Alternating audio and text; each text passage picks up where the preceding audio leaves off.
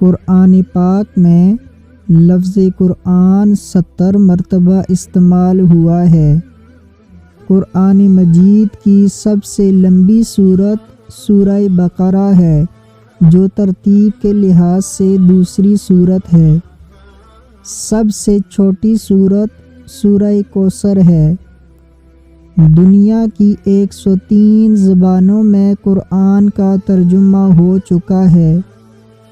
قرآن مجید میں مرد اور عورت کے الفاظ یکساں بار آئے ہیں، جو کہ 24 ہیں۔ قرآن پاک میں حضرت محمد صلی اللہ علیہ وسلم کا نام 4 مرتبہ آیا ہے۔ قرآن مجید میں 6 سورتیں یا ابواب ان انبیاء کے نام پر رکھے گئے ہیں جو نبی اکرم صلی اللہ علیہ وسلم سے پہلے آئے تھے۔ قرآن مجید میں 25 انبیاء کا ذکر ہے۔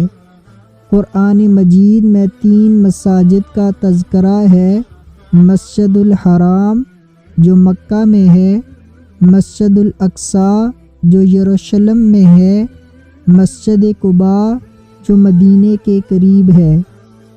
قرآن پاک میں زندگی کا ذکر 145 بار اور موت کا ذکر بھی 145 بار آیا ہے۔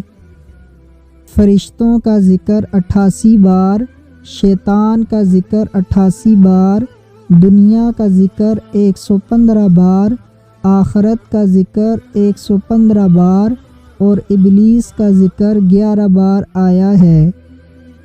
قرآن مجید میں اعراب حجاج بن یوسف نے لگوائے۔